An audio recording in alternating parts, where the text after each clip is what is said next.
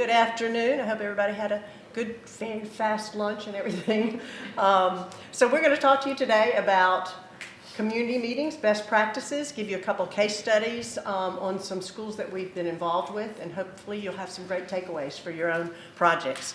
My name is Mary Beth Branham, and I'm a principal with LS3P, and I'm actually the K12 practice leader because I've been doing schools probably the longest of anybody in our whole organization and love it. I'm very passionate about it, and I'm excited to be working with all 12 offices on our K12 practice. And my name's Andy Alacandri. I'm a principal at LS3P, work out of the Charlotte office on our K12 team. I've been doing K12 for 25 years and just love working with communities. And my name is Jenny McGraw. I'm also an architect out of our Charlotte office with LS3P, and we're just excited to be here today and talk to you about how passionate we are about K12 design. All right, with that, we'll go ahead and get started. So many of you probably know who LS3P is, but just to give you a little brief history, we've been around for over 61 years. We started in Charleston. As you can see, we've actually grown all over the Southeast, and we now have 12 offices with over 500 folks who are resources in those offices. But most specifically to us, over 90 of us actually focus on K-12 design in all 12 offices. So we're excited to tell you a little bit about our processes. You can see that we've done over 2,500 schools of all types and sizes, and today we're going to focus on a variety of project case studies that hit some of those particular projects. So first, let's talk about why community engagement. I'm sure a lot of you are seeing more of it perhaps nowadays than we have in the past, but of course it fosters a lot of community-driven design decisions instead of it just being in a closed environment. It really is very meaningful feedback that we get, and that's what's extremely important as we're designing many community schools and schools that are meaningful to those communities. And of course, it really fosters that buy-in from multiple stakeholders. And ultimately, it really provides a successful project at the end of the day. And so we're excited to be doing a lot of it all across the Southeast region. But you really need to start with establishing the goals. So first of all, you really need to start working with your district and talk about, well, who are we talking to? Who is our audience? Is it the students? Is it the parents? Is it the teachers? Is it their community at large, or all of the above? So really understanding who your audience is the first step. Next is about, well, how many people do we think are going to attend? Because we have to really plan this event around how many people are coming, what type of engagement are we looking for, how many people will be coming at different times during the day, and really tailoring whatever community meeting we're doing to that particular community. So asking those questions from day one is critical, really understanding that. And just to give you a few best practices, as we're going to give you these case studies, but I want these as really important takeaways at the beginning, just to set the stage for what we're going to show you. So number one, be very prepared. And I mean that in the sense that this is not something that you plan for a couple of weeks. It's usually a good 2-month process of really understanding what is your goal, who is the audience, who are we talking to, and then planning the feedback engagement activities to foster that feedback that you're looking for. And really planning those details. It is critical that when you come to the community meeting, you're extremely prepared. Some of the different types of things we want to do is get multi-generational feedback. So it's not just about the current teachers and their parents, but also perhaps their grandparents that may have attended that school, or other community leaders where this school is a really important part of their community. So, and it's also multicultural. So we want to provide multiple ways of getting that feedback that crosses over all of that. So they could be questionnaires, some might be handwritten that we actually provide at the community meeting, some could be online, and then that way it appeals to whatever form that particular audience person really wants to interact with. We also don't want to just come and say, well, give us your feedback, without anything for them to react to. So we have found that providing some photographs and images of spaces gives folks an opportunity to react to those images and then provide you that feedback. They may sometimes not know what they're looking for until they see an image that perhaps evokes in them what they're looking for. So providing images of types of spaces, not what their space will look like, but types of spaces that give them an opportunity to react to them is really important. And then we also want to hear from them. I mean, listening is a critical component to this. So a lot of folks just want to tell you a little bit about maybe something that was really important to them in the school, that perhaps this might be a replacement school, it may be a new school in a community in which they grew up. And sometimes we utilize multiple languages. We had a particular area in South Carolina that had a large Hispanic population, and we actually delivered some questionnaires and some dialogue in Spanish and in English so that it would really reach the audience that we were talking to. So being able to be open to that and providing that is really important.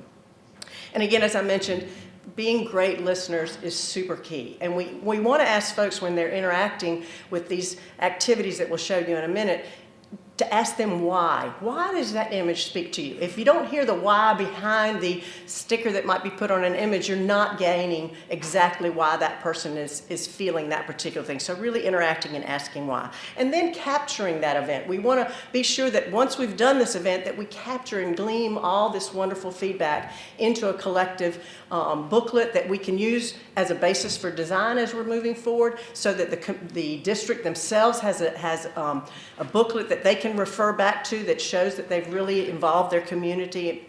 And then sometimes we actually provide follow-up meetings with the community to tell them how it's impacted our design as we've moved forward.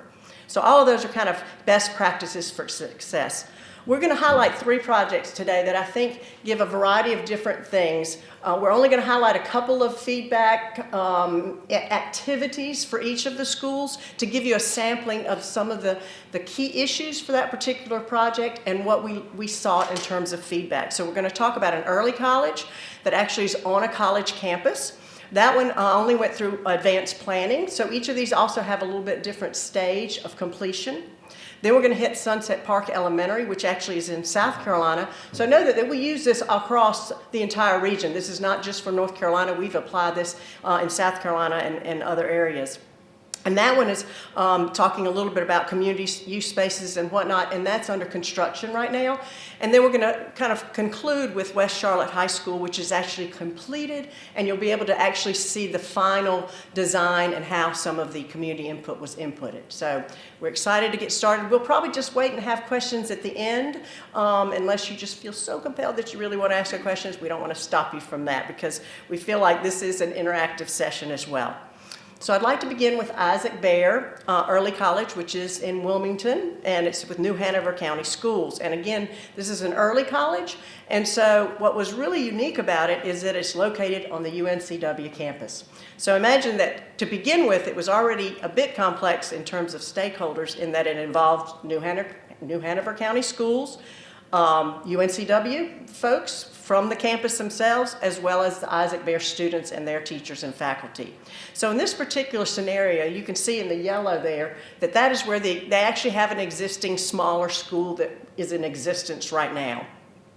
But what was important is we're actually looking to relocate the building over here where you see this orange block. So it was really important to talk, one of the key feedback areas we wanted to talk about was their new site location and how they access the buildings on site. So the juniors and seniors in this school actually go over to the UNCW campus and take classes. And so it was a lot about their new location, how they're going to feel about getting over there to these buildings where they're taking classes, and also getting their feedback on what they like about the campus, what types of buildings really speak to them architecturally as we're beginning to look at the architectural design for their new school, and then what types of green spaces they really enjoyed. Because again, it's all about the indoor and the outdoor that we talk about a lot in educational design.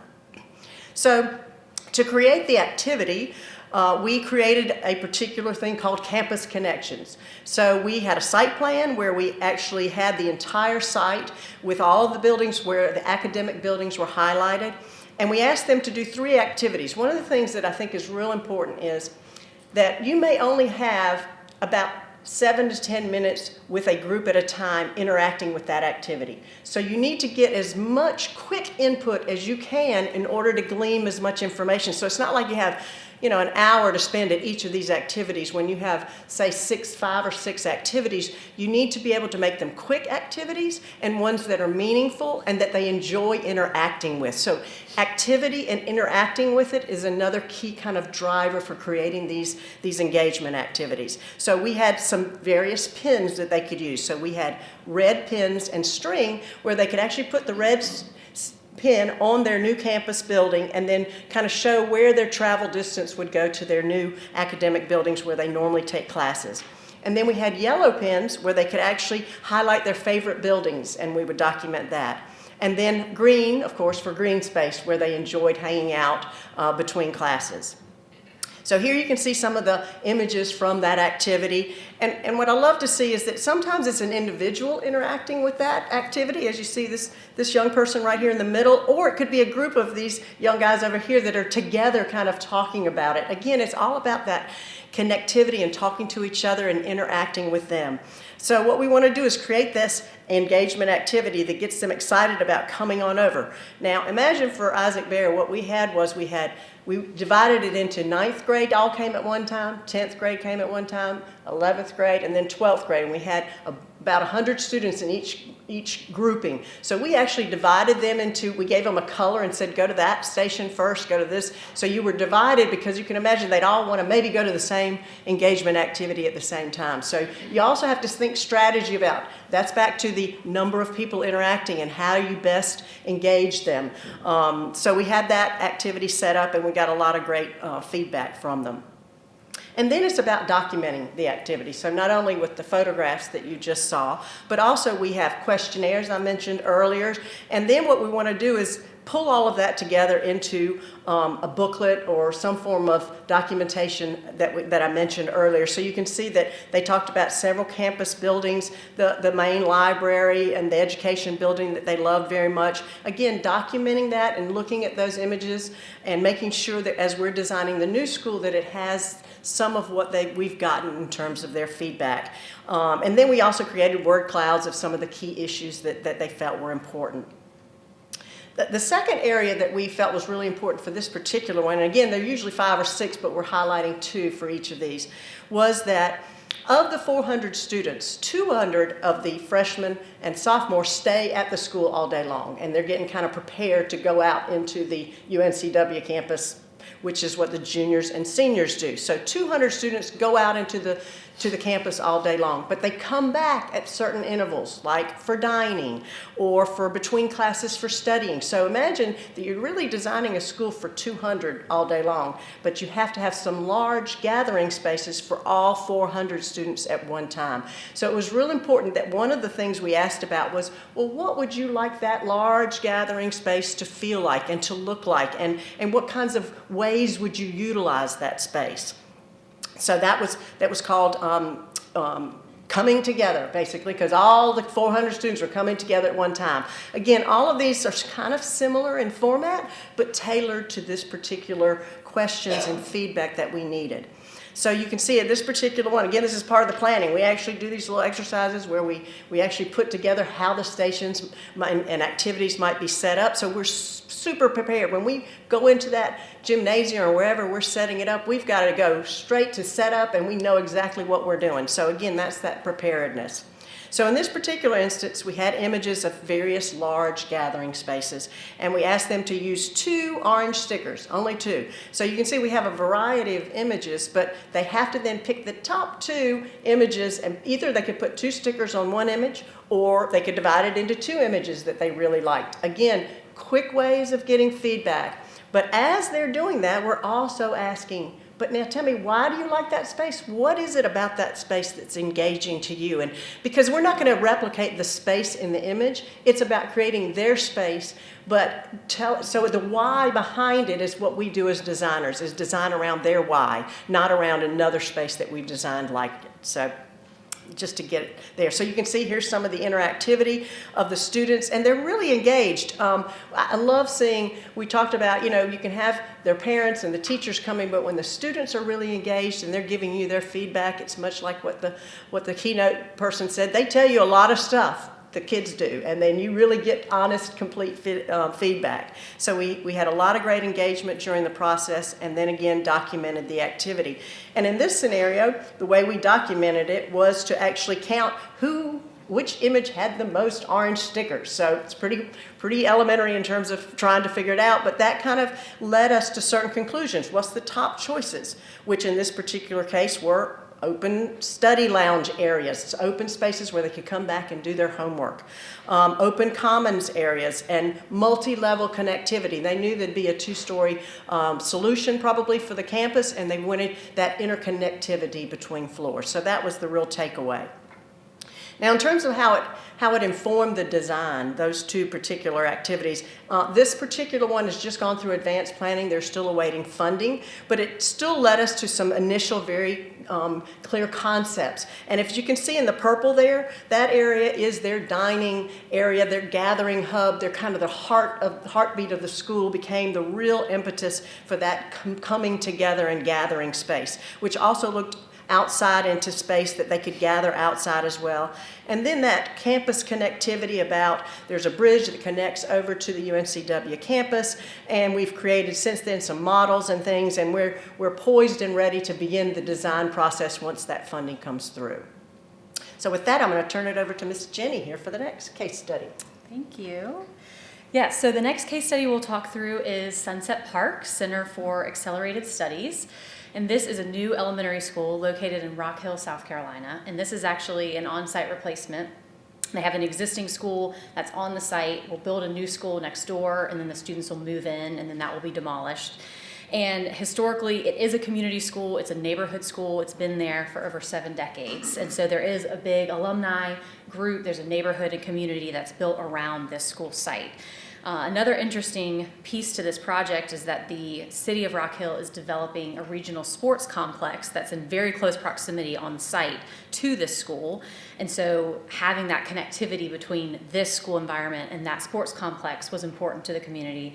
And then also within the school site itself, there was going to be a community park, and there'll be an amenity building that also fosters that sense of community. And so it's trying to understand how could that space be used, what kind of activities, what kind of resources are there to support the people that will be using those spaces. And so the feedback that we really wanted to hear for this community session was about that community use connectivity between the regional sports complex and the school site, and understanding how that adjacency and that relationship will work. So the activity that we created was really based on this idea about what will that school site, what will the outdoor activities be that can be generated on the site. So you can see here, kind of in that aerial sketch perspective, that the larger building that you see is where the new school will be, and then the open green kind of grassy area is where the existing school is currently. So that'll be demolished, and that'll leave a large space on the site, and then the smaller kind of L-shaped white roof that you see is actually a piece of the existing school that will remain and become a community and resource center.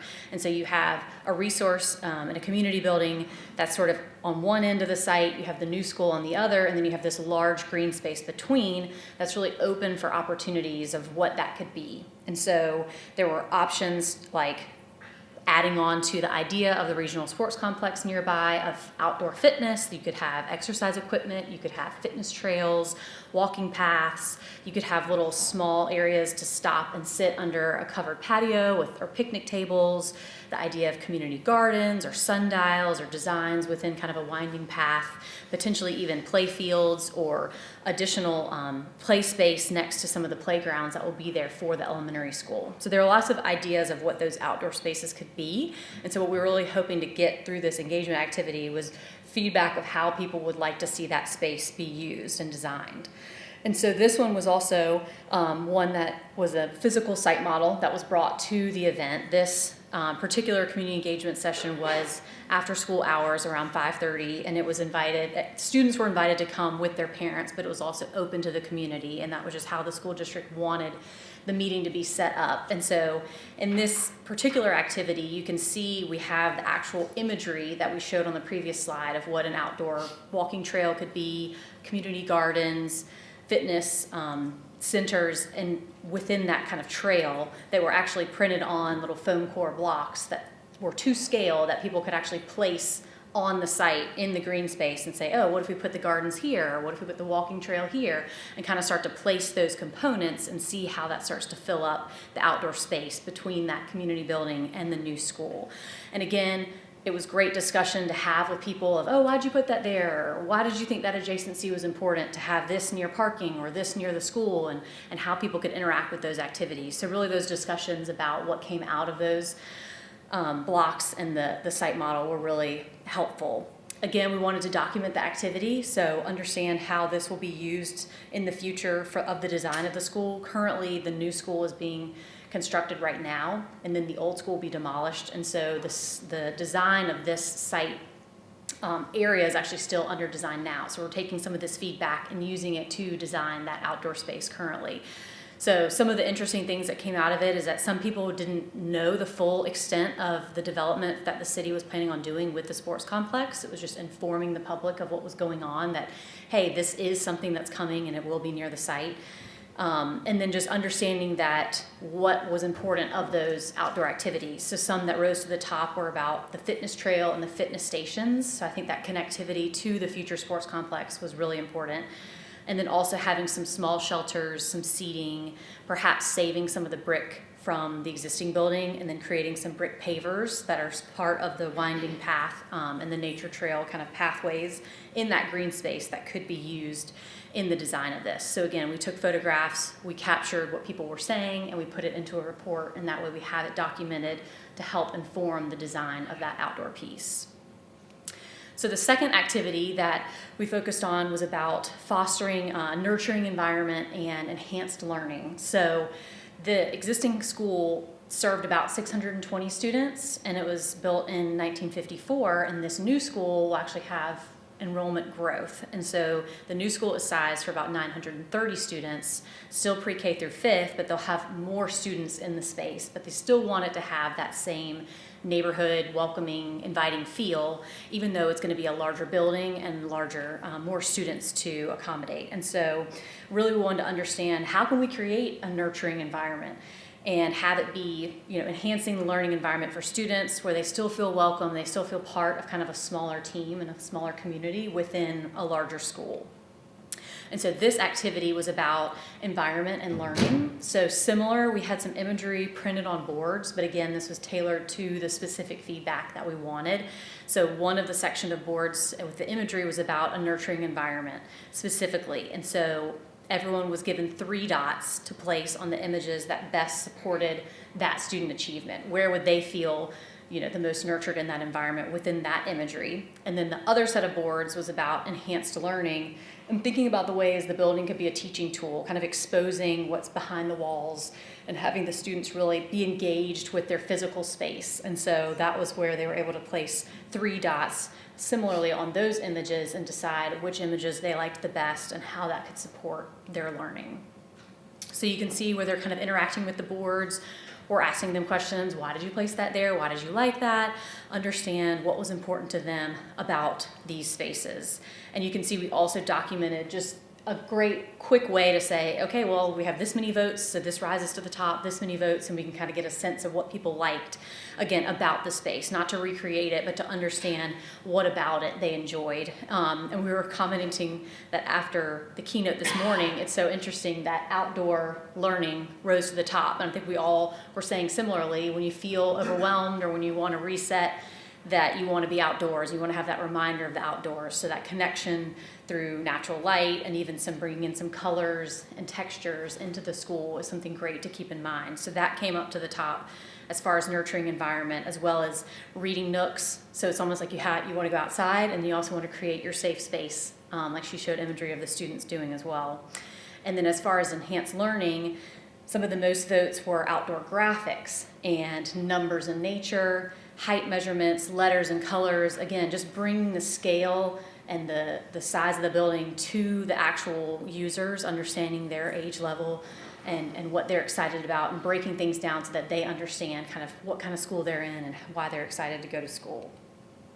So how this feedback informed the design, so for the building, really understanding this idea of community and connection and thinking about some of the core public spaces being in the center of the school.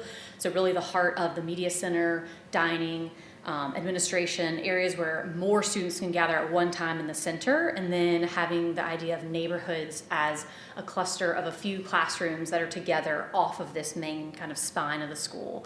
And so you have that idea of the overall community connection, and then you can break off into your safe space of your neighborhood off of that main kind of spine, and understanding just the mission and the vision of the school that they already have that's strong, because they do have an existing school, and just making sure that excellence and connection and that those principles are a part of the new design. Additionally, thinking about graphics and thinking about fun ways that students can feel a part of the school with wayfinding, with colors in the gym floor. Again, bringing in that natural imagery of the outdoors in, thinking about important people or quotes or things that we can really bring to life, some of these key concepts into the school and get students excited. They did have an existing school mascot, colors, names, and everything stayed the same. So really it was just wanting to bring that school spirit into a lot of the spaces. So a lot of the blue and yellow colors that you see are from their school colors, but then we also felt it was important to have the neighborhoods have their own kind of identity as well. So each of the neighborhoods, you can see in the flooring pattern, has a different highlighted color where they can know where they go. It's like, oh, I'm in first grade, so I'm gonna go to the red zone. And then you kind of have colors in the floor that lead you to that zone. And then within each of the neighborhoods, there's actually a wider corridor space. So outside of the classrooms, you could potentially have smaller groups and teachers come out and utilize the corridor to meet as small groups and gather and use that space to kind of work as a team together. And here's just a view of one of those neighborhoods where you're really finding that here's the home, like the keynote mentioned this morning too, of like where students feel like their home is. So they come and you can kind of have varying scales of, you've got the large big entranceway, a large media center, and then you kind of make your way into a smaller scale, feeling like now I'm at home, I'm in my yellow neighborhood, and then I'll find my way to my teacher in my classroom, and just giving students a sense of understanding and ownership and being excited about their space. And now Andy will talk about West Charlotte. Yes, so we wanted to share as our last case study West Charlotte High School. West Charlotte High School was a replacement school, 100 classrooms, 300,000 square feet. They had some very interesting CTE programs. They also had a competition-sized pool. So complex program. But one of the interesting things about this project was how involved and engaged the community was. This has a storied history, and it has very active alumni, very active community leadership. And so one of the things we learned early on was that this was an area of feedback we really wanted to focus on. And so Charlotte-Mecklenburg Schools made it very clear that they wanted to get out and engage the community. And early in design, we had an event, and we did very similar kind of activities as we discussed earlier, but in this instance, we've got a little different focus. Just a brief history about West Charlotte. It was established in 1938. It is one of very few historically black and segregated schools in Charlotte. It was started by Mr. Clinton Blake right here, and he was the principal from 38 to 66. Under his leadership and guidance and really wonderful administration, students in the school excelled academically, athletics, arts, just a fantastic record for that. They continued to grow, and in 1954 they had to move to the current campus. So they expanded from their current space. It was only a few blocks away, and over time they built up to 14 buildings on that site, and that was where our new school was going to go. A very active alumni association, and you know, one of the interesting parts of the history of this school was when schools began to desegregate. West Charlotte was the only school that remained open that was originally a black school. And so in that, there was many challenges that have been clearly documented in Charlotte. But what West Charlotte did is once there was court-mandated busing, the students that came in and the students that were there already worked out in a way that the success came back to West Charlotte. And it came back pretty quickly. And to the point that the City of Boston sent down administration, teachers to figure out why it was working at West Charlotte. So big success story through the 70s and the 80s. And so we really want to tap into that. And we're very lucky to have a lot of history. A lot of books have been written about it. A lot is online. But what we did want to do was make sure that when we met, we were going to meet with the community and listen to their stories, because even when things are written down, people don't necessarily agree with the history that's written. And so one of the activities we had was pretty simple. It was just stickies, and they went up on a board, and West Charlotte High School is. What does that mean to you? And so in doing that, we had our team really, and this goes back to preparation, the conversation of our team was, listen, just be there to listen. The turnout was surprisingly high. For us, it was just very surprising. We had so many, we had grandparents who were there with their children who had both gone to the schools, and now their grandchildren were in the schools. So it was that kind of an environment where people were really engaged to share and talk.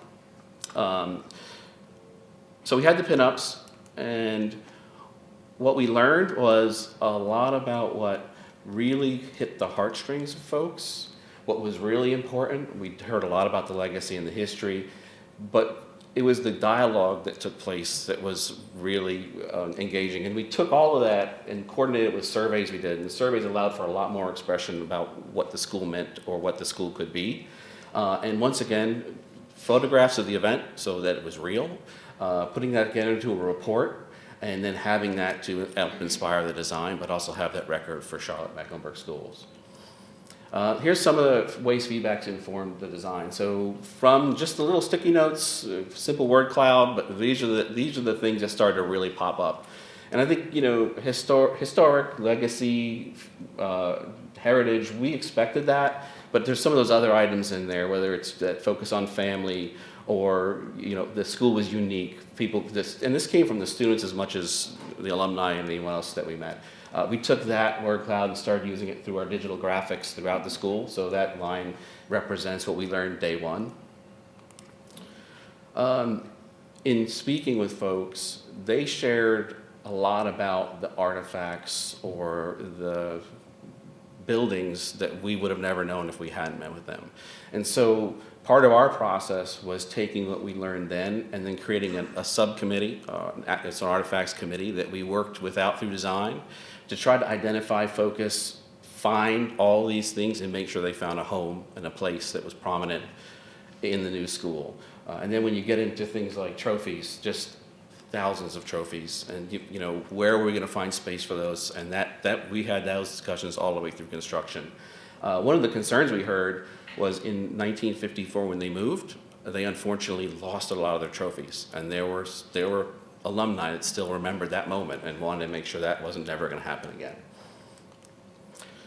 And the other thing we did was we wanted to have an opportunity to share that with the students, the history and the legacy. And so we had created a number of graphic walls that could be utilized for that purpose. And one that we focused on was at the entry of the building having a very large, what we called a history wall. But we also knew that it wasn't our history, and we had to get that back from the alumni administration and the school district. And so during construction, this had another subcommittee that we worked with. And there was a lot of discussions about creating actual historic moments in time, or what we came back on, and it may have been influenced a little bit by COVID. If you all remember, there were a lot of postings outside of high schools when children weren't in school of almost like yearbook images. So there would be these big banners at some of the schools, and all you saw was children's faces because they hadn't had that experience for a year and a half. And so that started to inspire this. And what was great was having alumni there to select the pictures, bring the pictures to us, and work through from that moment when Clinton L. Lake started the school with his initial administration and moving through the 60s, 70s, and all the way to the 2000s, showing an actual image of the basketball team winning the state championship the year before we moved. So that all is in there, but one thing that I thought was so great was the principal at the time said, I want every single one of those photographs to have a smile. Like, I want the joy of West Charlotte to be heard. And so that is very impressive. I think it really helped people on day opening. There's a story that was written in one of the newspapers where an alumni stood mid-center and saw a friend of hers and started to cry. Like, she just connected with it. So a pretty powerful image. So the second feedback priority we had was really looking at this site and knowing that this was going to affect the students and the community. It was an on-site replacement. Students had to stay on campus throughout. We have 14 buildings up front here, all disconnected, And then we had a recently renovated track at the back of the site. The Carolina Panthers had provided that to the school. So we weren't to touch any of those, and we had a very small little postage stamp to get into. And so we wanted to have that discussion both with the students, the administration, and the community. And we created this engagement activity. What we did was we had 2 site models. One was of the existing campus with all the buildings and large scale, and we could kind of talk about over. And the second one was what we call building blocks.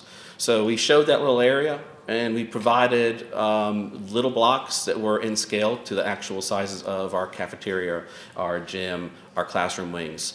And we just worked on those with folks over and over again. So a couple things we learned.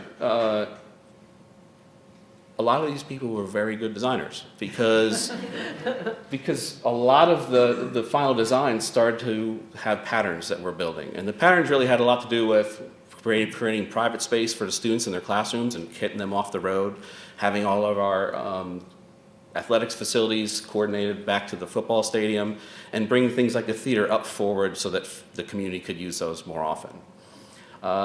The other wonderful thing was people talked a lot about the original campus and shared a number of stories, things we never would have heard about if we hadn't had this opportunity to just listen. So once again, same idea as we've been discussing. We really wanted to make sure that this got captured, took photographs, a lot of photographs of people working on the models. We took photographs of all the layouts and put them in a report so that each time someone did something, we had that captured, and then tied that back into the larger reporting that we did. So here's not the final product. We had 2 phases, but the building was completed, and then the process of removing the buildings in the background had to start taking place. Once again, the idea of having those larger public functions out towards areas where the community could use them was really carried all the way through. And so people who were in that first meeting really saw that that's how it got designed. And then just a couple stories about specific feedback received, and a lot of influence on the design, but these are 2 interesting ones. The space on the left is their new cafeteria, and when we met on that campus for that first night, it was in a space that they called the Omni, the school, the administration called the Omni. And it was a place where the alumni community members would often go and utilize for so many different events. And that's the only thing that space was used for. There wasn't a program for anything else in the school. So when we started the new school, there's not a program for a space that doesn't do anything else for the school, right? We just don't have those square feet.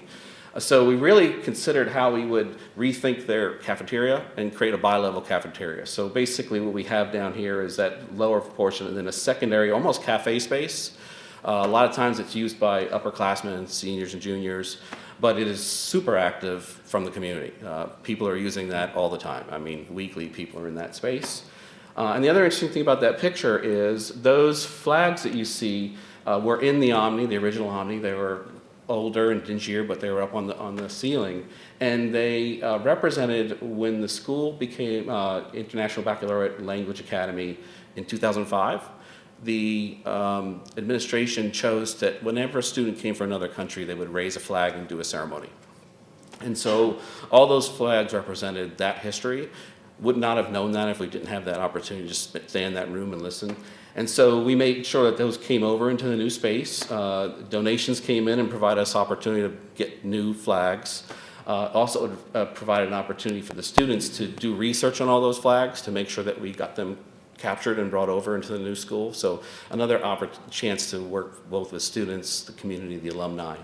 And then this is just an image of really things we heard from the students, bright colors, activity, referencing the line. I mean, the line is something that you hear all the time.